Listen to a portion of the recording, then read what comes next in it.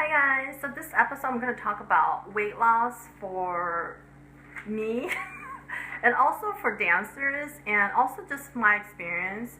Now, I'm not a professional nutritionist. I'm just going to be talking about my experience of what I learned from the past of like crash dieting, and I realized, wow, it totally does not work. Your body completely breaks down. For me, I actually lost hair because I was going through finals and my body just didn't have nutrition to deal with the stress, and like big strands of hair came falling. I immediately stopped, but I realized that I didn't know how to eat correctly. I didn't realize I didn't know how to eat correctly. But then I remember one year I decided I gained a lot of weight and I didn't know how to stop because my work was overwhelming. It was really stressful at work. I have a boss that was really hard on everyone, and we were just not happy as a team. But for me, I didn't know how to cope with it besides eating. And then I started look online. There was a website called calorieking.com. I think that's the right name. I'm going to put it down below, or if you remember correctly, calorieking.com, or just Google search it. It's basically a website that lists out all the calories for the food, and you input how much food, how many units you've been eating, and it'll pop up how many calories it is. And I realized that time that I don't really know how much calorie I've been eating. So here's like basically a list of things I'm going to talk about, and I have a Chinese channel, so that's why there's Chinese here. But basically what we're supposed to eat the whole day. And I know it's very tempting to think I'm going to stop eating and I'm going to lose weight, which is not how your body is going to work. Especially if you're a dancer, you can't stop eating because your body is going to shut down. And for me, I started losing hair, like strands of it. And I'll tell you what products I use in the next video to like stop it from losing hair. But it was actually quite expensive for me. The product I used was so expensive for me to like stop losing hair. But basically, you should stay above 1,000 calories, because when you eat less than 1,000 calories, your body is thinking that it's starving and it's going to hold on to any calorie it comes in. So it's going to be super hard for you to lose weight, and because your body has been in starvation mode, your weight is going to bounce back very quickly. And I've seen this the reason I'm talking about this is because my friends on Facebook in Taiwan, there was a guy that was trying to lose weight, and he eats like one, like kind of like a bread a day, and he was like playing basketball, and then he lost like, I think he said he lost about 8 kilograms, which is about 16 to 20 pounds. But then he said he gained it back like really fast, and he was so disappointed. And I was like, how come people don't know this? Like, people should know about this. Like, I thought, because I went through it, I thought everybody knew it.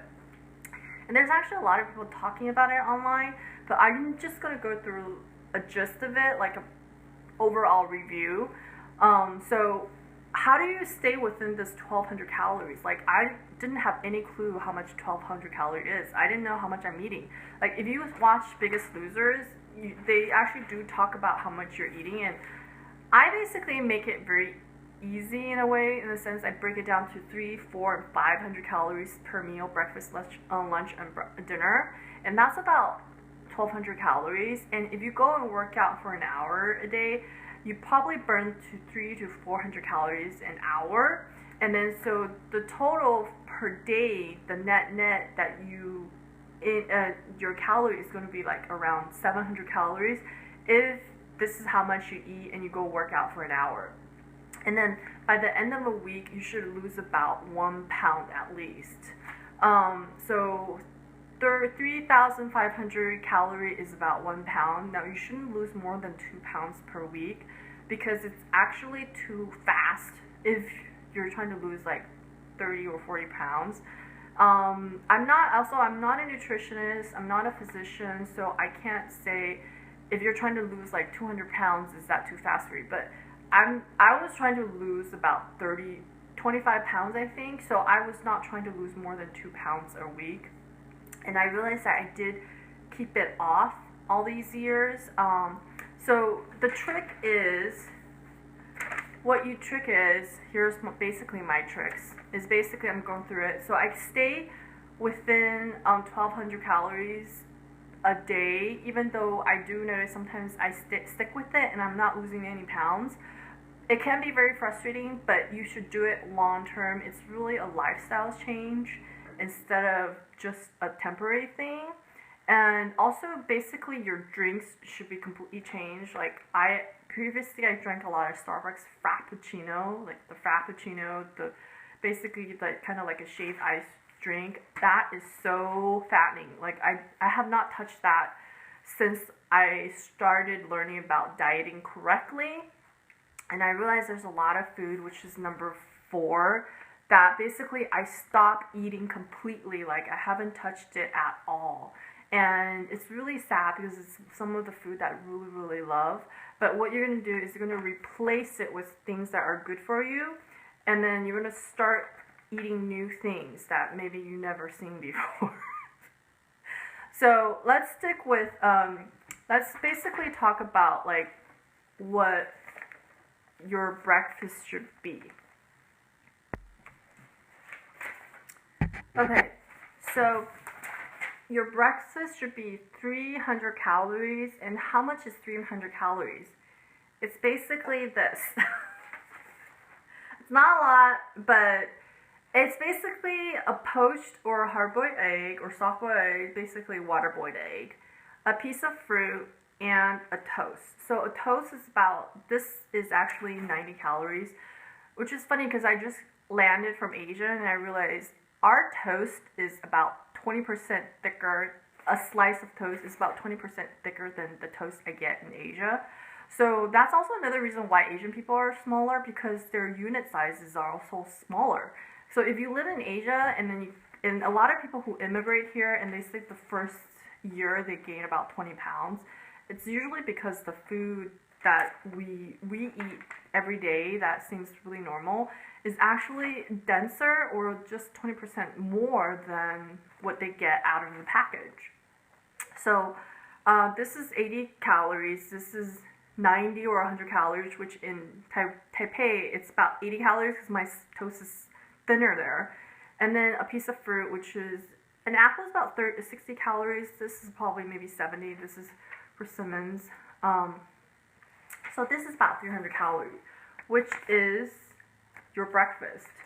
Now, you might think it's little, but the thing is, you want to spread your calories throughout the day, and you want to eat very, very high nutrition food, but very, very low quantity. So your body wants to feel like it's very, like, so I was trying to think of a way to say it, but basically instead of pleasing your mouth, you want to please your body. You want to give it nutrition instead of just giving it like sweet and salty things that makes the tongue tingle, you know. So you have to think of it completely different than previously in how you eat. Okay, so let's talk about drinks. So what should you do? So what are the drinks you had before? You could put it in calorieking.com and look at what are the drinks, how much calorie it is. Now, I mentioned I used to love Frappuccino. I don't touch it anymore.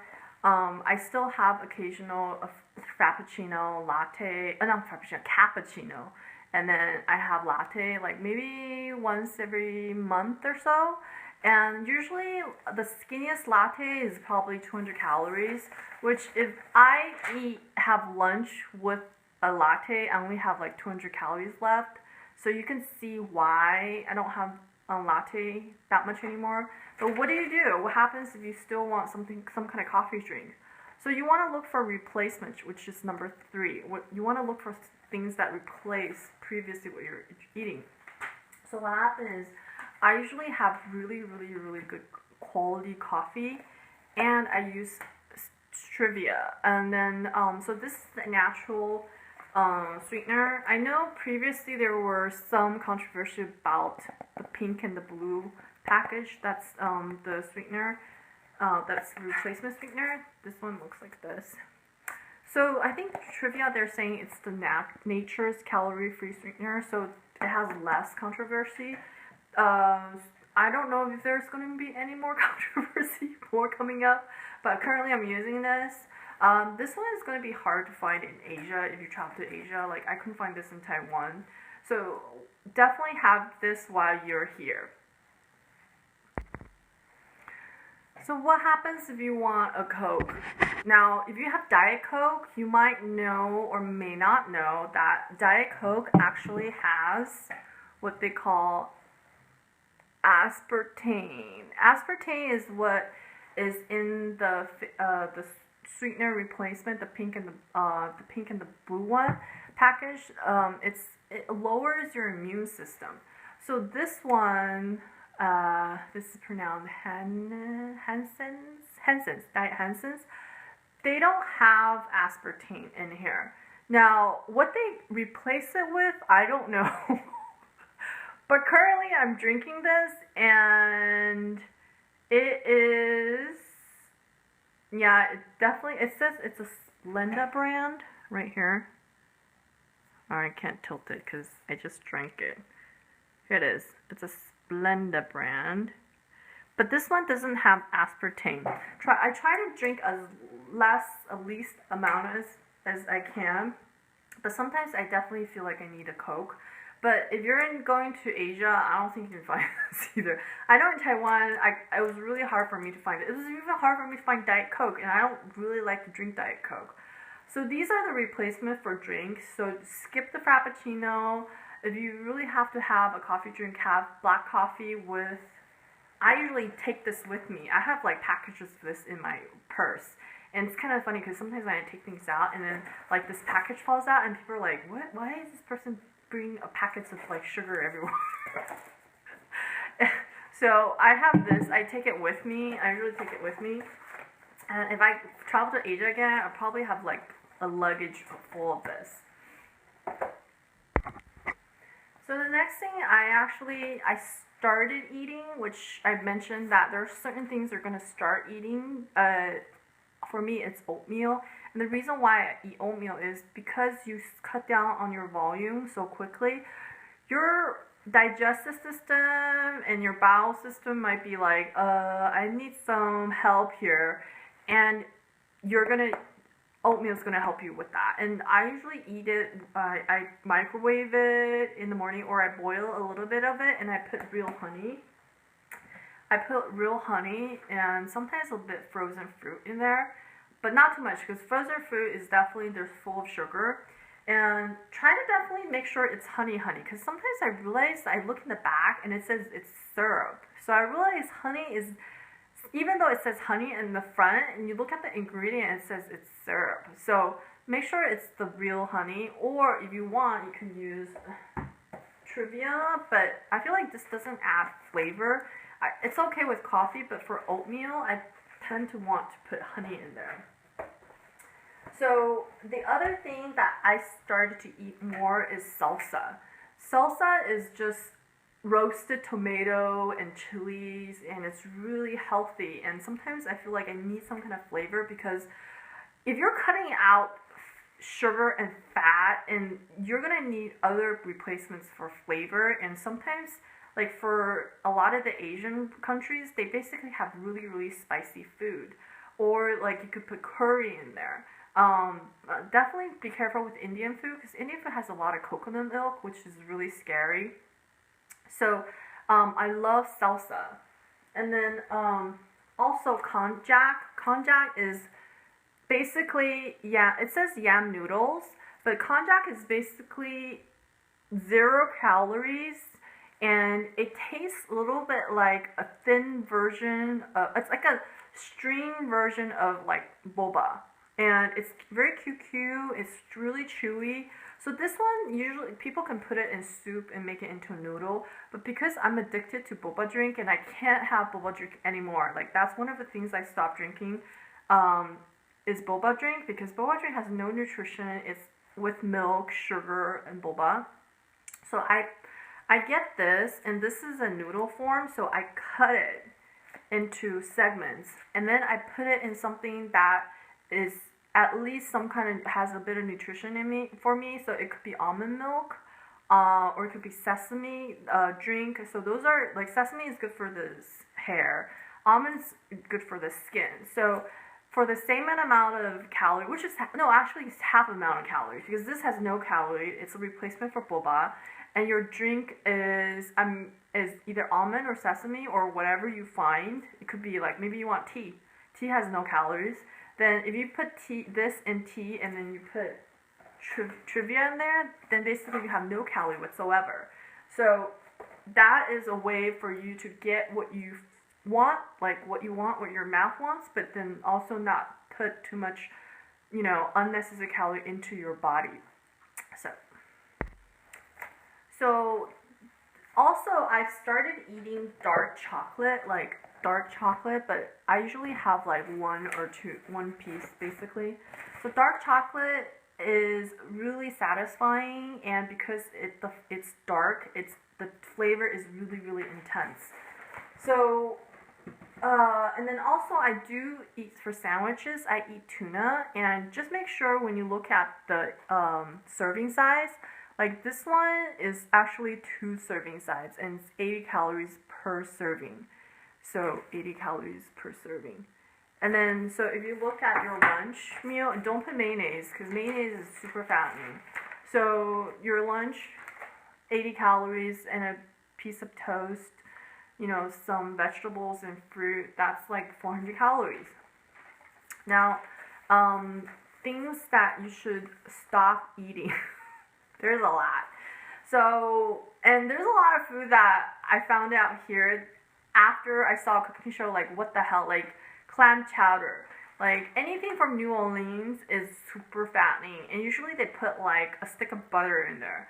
That is freaking. So let's see. Let's start off with the breakfast item. Like bagels are 400 calories. So I don't eat bagel anymore. I only eat toast. If like my company would give us free bagel in the morning, I would just cut it into 4 sections, and I'd have one section, which is 100 calories. So you should definitely know what you're putting into your mouth. Just because it comes with one serving size doesn't mean that the calorie is for one person, unfortunately. So the second thing that I stopped eating also is because my mom loved it, is croissant. She loved croissant on the weekends, and she would make me croissant sandwich. No more croissants. I actually haven't touched croissant ever since I found out how much calorie it is. And because it's so light and fluffy, it's not really filling for me, so I skip it. I mentioned anything chowder. Anything that's hot dog form or sausage form, because it's not in the original form. You don't know how it became into a link, and usually it's full of fat, and usually they give you the worst, like the lowest quality parts of the meat, and because they can hide it in that sausage form. Ground pork. Basically, hamburgers are, I want to say when I'm on diet, it's definitely not something I have a lot, maybe like once a week or so, because ground pork is usually 20 to 25% fat. You want to eat lean meat, and you want to try to eat chicken and fish. Ground beef is probably the highest on the calorie spectrum. Pork and beef are much higher than chicken and fish. So try to go for the chicken and fish. And then if you want to have beef, like me, I love beef, try to have the lean steak. But have like a small steak. Don't have the ones like this. And usually when in the American restaurants we go here, the steak are like this big. Like in Taiwan, sometimes the steak is smaller. You're going to notice in the serving size in Taiwan and Hong Kong tend to be a lot smaller. Let's see. Okay, I mentioned chowder. There's actually a long list of things that I've stopped eating. I'm going to put it in my blog. I can't recall all of them right now, but those are just the ones I mentioned. And also, there's a tip for you. I kind of came up with this. It's that look at who is teaching the cuisine. Like, if you watch TV shows, cooking TV shows, look at who's teaching it. If the person is big, watch out for whatever they are cooking, because it tends to be very fattening. Now, if the person who's teaching the cooking is very lean, then, you know, their cooking is probably going to be less fattening. And then also when I'm in Asia, I tend to watch how people eat, and I realize, at least for me in Taipei, Taiwan, the skinny people don't starve. It's not because they are starving and they don't eat. It's actually what they eat. So they definitely don't have so many, I want to call the food traps, which is you think it's not fattening and you think it's a normal meal. You look it up and then you're like, crap, I just ate like 3 persons meal calorie. I just ate like 2,000 calories in that one dish, and what the hell? I didn't even look at it like that. I wouldn't even guessed it. So that's the thing about living in the US, is that there's so many food traps. And the thing is, our food trap, it comes from all over the world. It's not just one kind of cuisine. Like, we have so many different cuisines, culture cuisines here. So this is going to be this episode, and if you want to hear more about this, please comment below. And if you have any tips, and then also if you have any food traps that you want to share, comment below too. And I will see you guys next time.